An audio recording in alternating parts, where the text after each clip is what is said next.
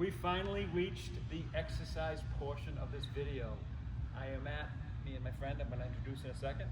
We're at 4 Kicks in Marlboro. They have one in Norfolk and Taunton. Great facility.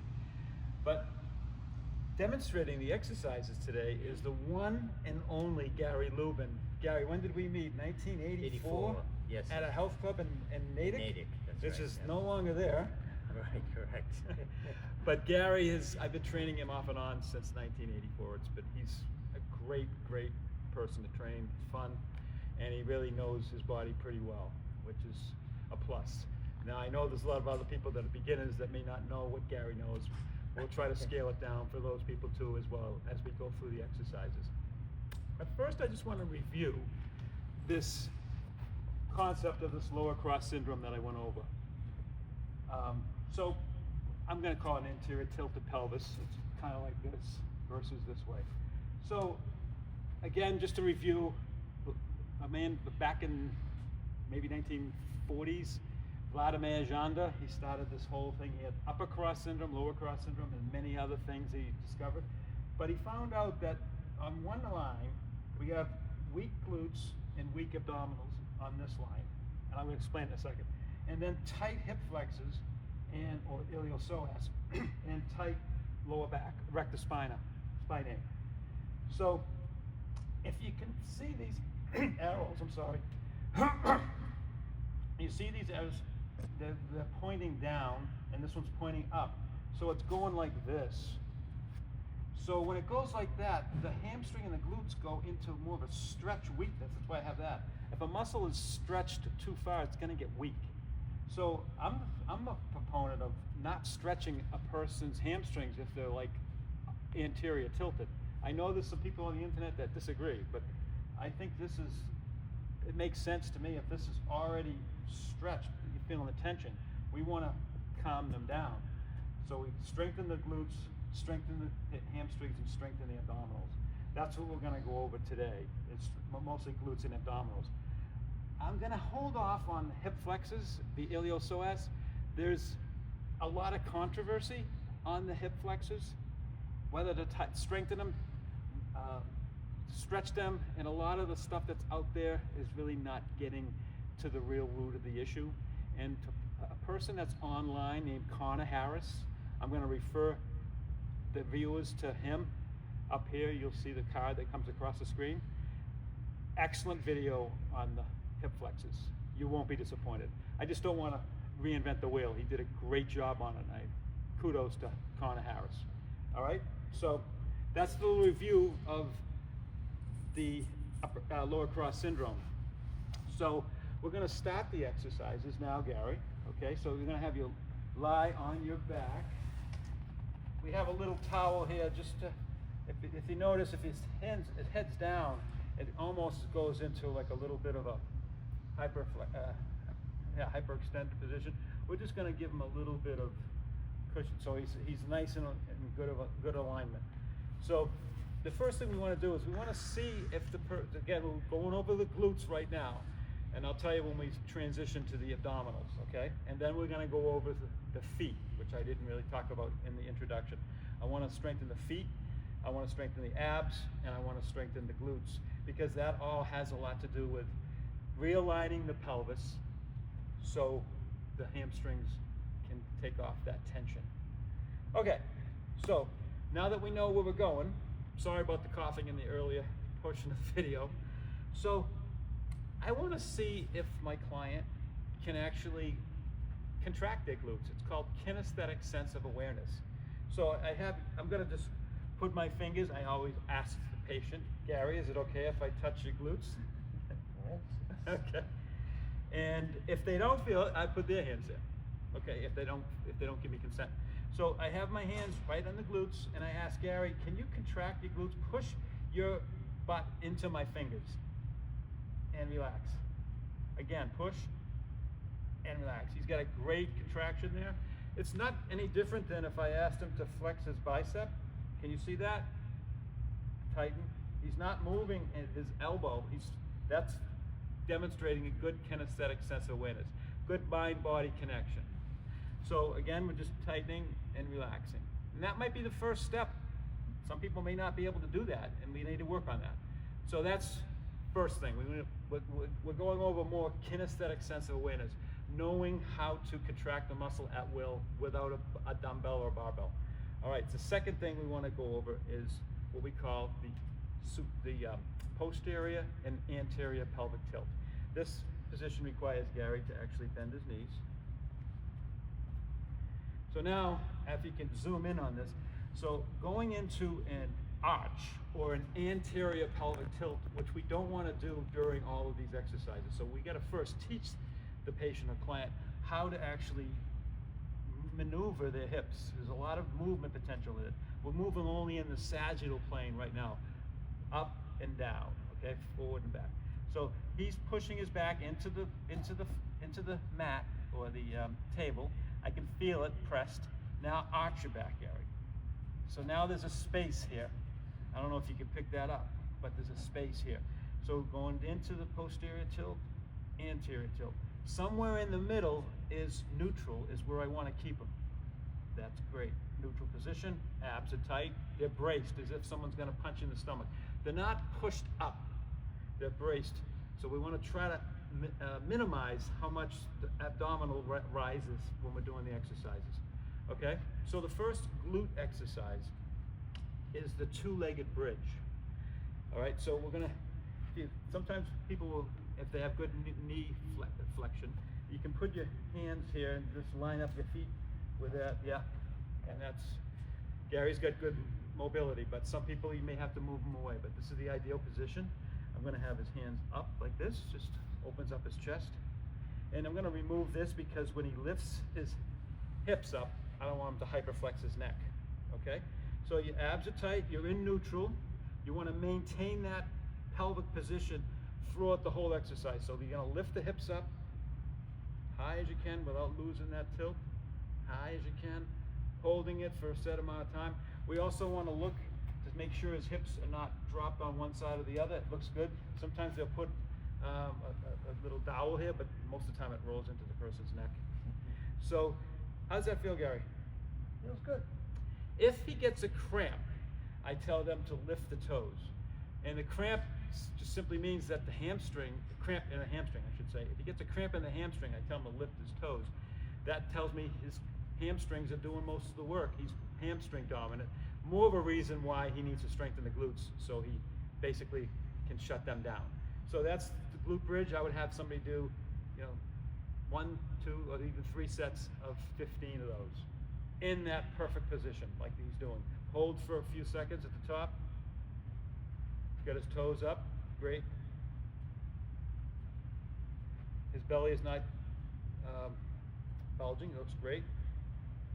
And he comes down. So that's the first glute exercise. The second glute exercise is a progression of this. We would have him bring up one knee. Actually, let's bring this one up so they can see that. Which is better, this or does it matter? Okay. So we get that up there. What this is doing is it's actually going into more of a posterior tilt if his knee is like that. If he was like this, it would the back would want to arch. We don't want to do that. We want to keep it up here like this. And now we do the same thing. And this is where most people get a cramp, and that's when I tell somebody, you got a hamstring issue. Lift up, or a glute issue. Hold it a few seconds and come down. And now this one I'm watching his hips too. I want to make sure that either hip doesn't drop. Okay? It's usually this side because this side's holding it up. This is working a lot of muscles here. It's working a lot of the muscles in the spine, and the local muscles we talked about very early on, the tonic muscles. How's that feel, Gary? A bit of a workout. Okay. So, and then we'd obviously do it with the other leg. I won't do that now, but that's the second glute exercise. The third glute exercise, and we're going to come back here to do abs, but can you get up and we'll do the, I'll be right back. I'm just going to get the ball. So you could do it right in front of the camera here. I know I'm going in front of the camera the whole time here. So let me go over here, sorry. So we'll start with the left leg. The front leg is the working leg.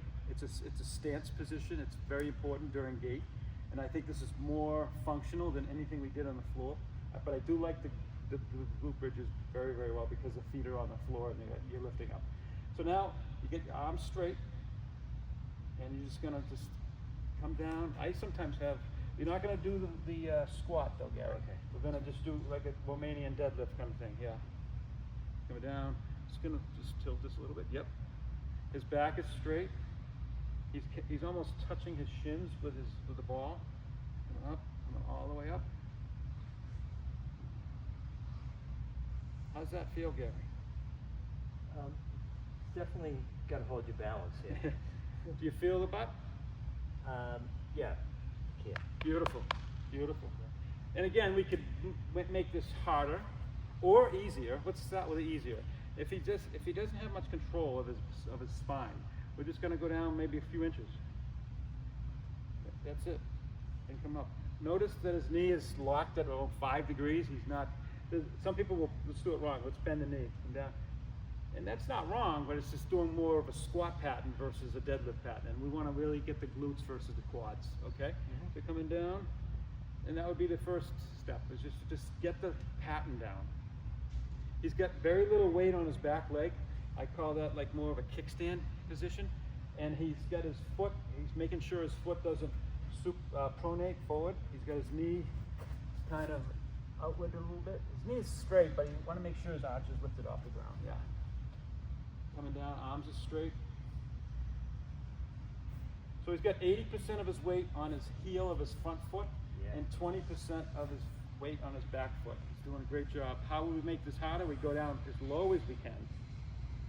We're just using this, we want the chest to be high, so if you get a beam of light, we're going straight ahead. We don't want it to be rounding the spine. He's got a good spine angle here. Perfect position. Now, how will we make that even harder? Where we go to heavier resistance, medicine balls, kettlebells, dumbbell, whatever you got, okay? So that's the dip and bird. I call it the dip and bird. I learned that a long time ago when I was a partner with another person in the business, and she had a total partial knee operation, and they had a physical therapist that was there, introduced me to that exercise, the dip and bird, and she loved it. Because it's actually bypassing, if somebody's more quad dominant, it bypasses the quad. You're getting more glutes, as Gary said. All right, so now we're off to the abs. Let's do some ab exercises. Obviously, there's a lot more glute exercises, but we're just basically giving you 3. Lie on your back, Gary, and I'll give you. So, we talked about this, well, we're going to talk about this in more detail, but a lot of times people mistake their posterior chain muscles, keep it straight, as the tightness in something. But sometimes the rectus abdominis, the muscles of the abs, if they're not contracting, it can actually not align the pelvis in a perfect position where it can actually, if it's anterior tilted, as we talked about, the hamstring's fighting against that. So if we actually create tension in the abs, neutralize that pelvis, we see immediate changes in the range of motion in the hamstring. So yes, this is a abdominal exercise, but it's also a pattern, so it actually allows the hamstring to get more range by actually positioning the pelvis in a stable position. Why would the body want mobility if it doesn't feel stable? So stability should always precede mobility. So Gary, you're just going to open your arms up like this. Keep your feet straight toward Canada. We're in Massachusetts. All right. So we keep them straight. I'm going to put my hand on his opposite leg that's supposedly not working, but we want to keep it in extension, which is down. Okay. Tighten on my hand. Keep this leg straight. Keep the quad tight. Lift this leg up as high as you can. Okay. Okay, come back down. All right, so let's do a little test. Now I'm gonna introduce the rectus abdominis and the transverse abdominis, the muscles in the abdominals. I'm gonna have him hold these little handles. This is gonna actually stabilize his pelvis by actually contracting his abs. Now, if you don't have this, you could use regular tubing and tie it to a stable object, but you're gonna bring these down just a little bit like that. Your arms stay straight the whole time. I'm gonna pull on this. Do you feel the tension? Oh, yeah. So now I want you to lift that left leg. Keep the right one down. Now, as you can see, hopefully you can see that difference. It's amazing. It's awesome. I do this. This is a great exercise to strengthen the abs in a movement pattern that's important for real life. All right, come back down. We didn't test the other one, but assuming that we did, we want to make sure they're symmetrical, by the way. But anyway, that's one of the abdominal exercises that we do. And like I said, we'll go into more detail about that later on in the video. So now we're gonna take this away, and we're gonna do the dead bug. I have a little bone of contention with a lot of physical therapists because a dead bug doesn't move, right? I call it the dying bug. So your legs are up. Actually, let's just do it this way first. Bend the knees, yeah, I'm sorry. Start off the easiest way possible for a beginner. You're in that posterior tilt, but not overly tilted, so your abs are contracting. You feel that? And he would actually have his arm go back, and then his other arm. If you have a shoulder issue, just have them go back as far as their pain-free range. So this may look like it's not doing anything, but if he's keeping this muscle contracted, it's working. And he can hold dumbbells in his hands to make that a little harder. So now the next step would be to actually, we do a dozen of those in 2 or 3 sets. And then the second thing is he's still got his abdomen. He doesn't want that to be bulging. Now he lifts his knees up and he keeps his hands there. We're just gonna do the legs now. He brings the leg out. Call these like kickouts. What are we watching for? I would put my hand underneath him, or he could put his hand underneath his low back, and they would give him that feedback that he needs. He has a little difficulty with his left shoulder, so I'm going to put it on his right side. So I got my hands underneath, or he has his hand underneath. What is he monitoring? He's monitoring that his back doesn't come off the hand. He doesn't want it to go into an arch or an anterior tilt. That's the opposite of what we're trying to do. We're trying to contract the abs. That would lengthen them. How's that feel, Gary? It's working here. If his neck is okay, I could lift his head up and he'd get more of a contraction as long as this doesn't. That feels good. Does that feel it? Yeah. And then if he wants to go full-blown dying bug, you bring his arms up, bring this arm down and this leg down. Yep, like that. And then bring it up, and then the other side. Yeah, just keep that right there. Yeah. Yes. His head up. If he gets too tight in his neck, I would put it down, or take his tongue and put it to the roof of his mouth. Sometimes that can shut off the muscles of the neck. His abs are looking perfect. They're not bulging up. How's that feel, Gary? Working. Yeah.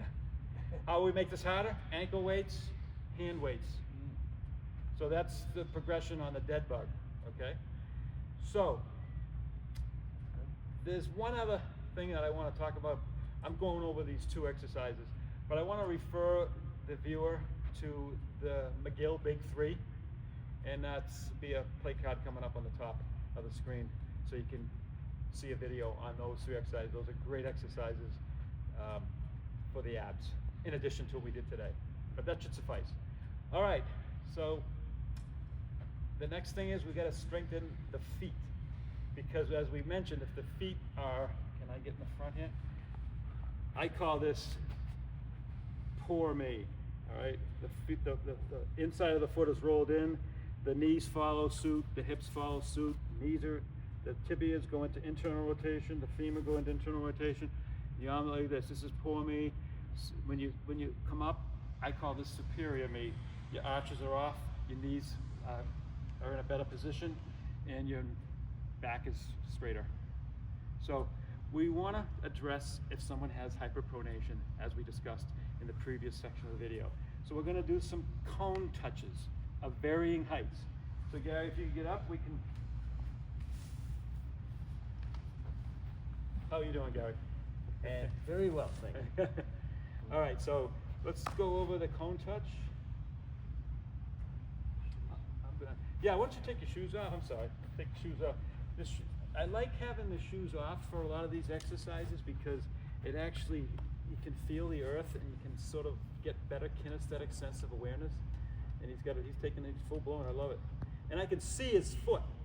I can see his foot if it's going into too much eversion, dorsiflexion, and abduction. This is eversion, dorsiflexion, and abduction. So we're going to avoid that. It's a triplanar motion, pronation. All right, so we're going to try to see if we can strengthen the muscles in the foot, particularly the posterior tibialis, which does a lot of work during gait. So I'm going to go over here so you can get out of the camera. So you're going to stand on your right leg, and you're on your side, yep. You're going to stand over there, but come back a little bit. Yeah. And he's on his right leg because when he's reaching over his right side, that automatically picks his arch up off the floor, whereby strengthening that posterior tib muscle. That's its function, is to resupinate during gait, during mid-stance. All right, so just gonna touch, I get the varying height. I start there, and if he has a hard time, I would be kind of holding him here like this, or he'd be next to a stable object. Okay, so see if you can do it without me first. So you're gonna stand on your right leg, and you're gonna reach with your left hand. I didn't know. If you want to come a little closer, you can, so you don't reach as much. Yeah. Awesome, awesome. And he's not rounding. He's got a nice position. He's almost like doing a Romanian deadlift. We're going to bring it over a little bit, just to give him a little. So if you can zoom in on his foot, the down foot, you can see that's an ankle strategy, normal. He's working a lot of those muscles in the feet. So again, he could hold on to me. I was on the wrong side. That's cool. So what you don't want to do is you want to try to keep the weight on the heel and the midfoot. You don't want to go on the toes. That looks great. So I do a dozen of those, 3 sets on each side. So if that's a little easy, I'd go to a smaller cone. Let's go over this way. Like that? Yeah, come back a little bit. Yeah, just so you can see it better. See from a different angle. You can see that arch coming off. Good. How's that feel, Gary? Getting used to it. Thanks for reminding me about the shoes, because I definitely would do this without people having their shoes on. So what are we doing here? We're not just strengthening the foot. We're getting the glute big time. So we're doing it in a pattern. We're strengthening the muscles in the foot, the glute in a pattern, the abs, as he says. So we're getting a lot of work, a lot of cluck for your buck here. So it's integrating everything that we learned here. So now we go to this on the cone. Gary's gonna go home and take a shower and go to bed. No, I'm good. So this is the last of them.